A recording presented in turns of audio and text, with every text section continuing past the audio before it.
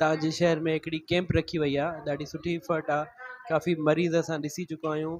Specially ज़हनी सिहत जे बारे में ॻाल्हायूं त ज़हनी सिहत हिकिड़ो अहम मसइलो आहे ऐं हिकिड़ी बुनियादी ज़रूरत बणी चुकी आहे, छो जो ज़हनी बीमारियूं तमामु घणियूं वधी वियूं आहिनि। कैंप कराइण वारनि जी हिकिड़ी ज़बरदस्त एफर्ट आहे ऐं असां हिन ते आगाही बि ॾियूं था ऐं हुन जे बारे में जेके आहिनि मरीज़ उन्हनि खे दवाऊं ऐं सलाहूं बि मशवरो फ्री में ॾियूं था। की हिते मोस्टली रिंद कम्यूनिटी आहे त वधीक मां रिंद आहियां त मुंहिंजी हिकिड़ी जीअं फीलिंग्स आहिनि पंहिंजी कम्यूनिटी लाइ ऐं मां चाहियां थी की मां पंहिंजी कम्यूनिटी खे सर्व कयां, हुननि जे डोर स्टेप ते हुननि जे इलाइक़े में पहुची हुनखे सहूलियतूं ॾियां।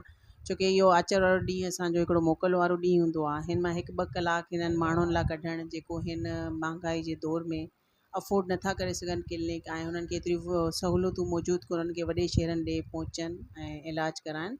त हिते अॼु हिननि जे मसइलनि खे हिते ई सॉल्व करे कुझु असां फ्री मेडिसिन बि ॾियूं पिया। असां मेडिकल कैंप लॻाईसीं जंहिंमें फिजियोथेरापी, साइकेट्रिक ऐं गायनेकोलॉजिस्ट डॉक्टर आया ऐं पाण ॾे इहो आहे त साइकेट्रिक ॾे कुझु घटि ई वेंदा आहिनि। कंहिंखे को ज़हनी बीमारी वग़ैरह का अहिड़ी में मर्ज़ में मुब्तला हूंदो आहे। हिन दफ़े मेडिसिन बि तव्हां ॿाहिरि ॾिसी सघो था, फ्री में पिया विरायूं ऐं अल्ट्रासाउंड जी सहूलियत बि मौजूदु आहे ऐं एक्सरे बि बिल्कुलु फ्री ऑफ कास्ट।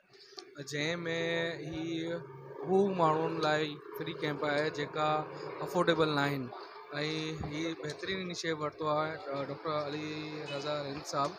त मां तमामु डॉक्टरनि लाइ बि इहो चवंदुमि त हीअ वीक में घटि में घटि हिकु अहिड़ो ॾींहुं रखणु घुरिजे जंहिंमें हुन माण्हुनि खे फैसिलिटेट कयो वञे जेका अफोर्ड नथा करे सघनि। डॉक्टर साहब जे तव्हां सां फ्री मेडिकल कैंप लॻाई आहे ऐं असांजो मैसेज इहो आहे त जेके वीचारा ग़रीब पेशेंट जेके प्राइवेट अस्पतालनि जी फीसूं अफोर्ड नथा करे सघनि उहे बेशक हिते अची पंहिंजो फ्री चेकअप, फ्री जेको आहे मेडिसिन असां खां वठी सघनि था।